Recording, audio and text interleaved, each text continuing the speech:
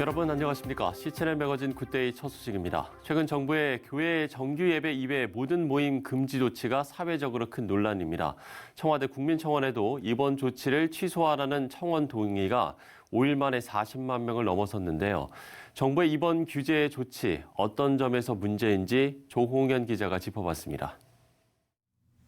정부가 코로나19 재확산 방지 대책으로 교회에 대한 제재를 감행한 것에 대해 논란이 뜨겁습니다. 한국교회 주요 교단마다 반발 성명을 내는 상황. 한국교회가 사회와 발맞춰 코로나19 사태를 헤쳐나가야 한다는 점은 전적으로 공감하지만 규제 대상에 교회만을 특정해 공예배 외 모든 소모임과 성가대 연습, 단체 식사 금지 등의 내용을 받아들일 수 없다는 입장입니다. 우선 공정성의 문제가 제기됩니다. 식당과 카페, 학원과 사우나 등에서 확진자가 나온다고 해서 전국 동종업체의 문을 닫은 적이 없었던 정부. 현재 대부분의 일상생활에서 모임이 정상적으로 진행되고 있는 가운데 유독 교회 소모임만을 금지하겠다고 하는 것은 공정하지 못하다는 지적이 이어지고 있습니다. 더군다나 지난 12일 주당 10회 운항 중이었던 중국 항공 노선을 주 20회까지 확대하기로 하는 등 감염병 해외 유입 대처에 관한 안일한 모습은 코로나19 방역에 대한 정부의 방향성마저 의심케 한다는 비판이 거셉니다. 정세균 국무총리가 교회의 소규모 모임과 행사로부터 비롯된 경우가 전체 감염 사례의 절반가량을 차지하고 있다고 말한 것도 문제가 되고 있습니다. 질병관리본부의 지난 8일 통계조사에서는 교회와 연관된 환자가 550명, 전체 확진자 13,244명 중 약 4%를 차지하는 것으로 나타났습니다. 이는 이단 사이비 단체에서 약 39.4%, 물류센터와 콜센터 방문 판매, 클럽 등에서 확진된 7%, 그리고 병원과 요양병원에서의 확진 6.4%보다도 적은 수치입니다.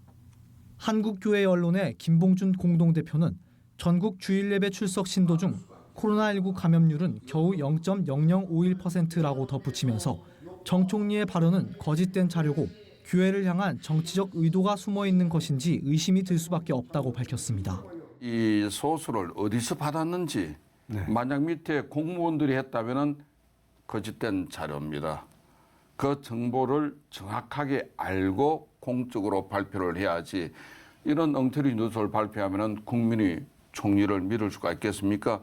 이렇게 철저히 하고 있음에도 불구하고 교회를 짚는 걸 보니까 뭔가 정치적인 의도가 있는 것 아닌가 이런 의심이 들 수밖에 없는 거예요.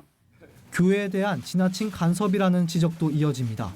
한국교회 총연합 류정호 공동대표는 정부와 교회가 방역 지침에 대한 논의는 충분히 할 수 있지만 교회가 오랜 시간 지속해왔던 전통에 대해 정부가 일방적으로 금지한 것은 교회에 대한 탄압이라고 생각할 수밖에 없다고 밝혔습니다. 공무원들이 매일 점심을 구내에서 먹습니다. 그러면 구내에서 식사하는 부분들은 괜찮고 교회에서 먹는 거는 안 되고 또 일반 식당에서는 괜찮고 교회 구내 식당에서는 또 안 된다. 이런 부분들 또 소그룹 모임도 아무래도 뭐 일반 회사나 직장에서도 그 팀별 어떤 모임이 필요할 텐데 그런 부분들에 대해서는 규제가 없지만 교회에서 어떤 소그룹 모임은 안 된다. 이런 부분들이 찝어서 구체적으로 한 부분에 대해서는 이것은 교회에 대한 이건 탄압이다라고 이렇게까지 생각할 수밖에 없도록 발표가 된 것입니다.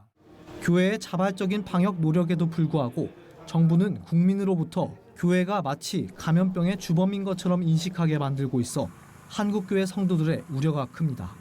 CCNL 뉴스 조홍현입니다.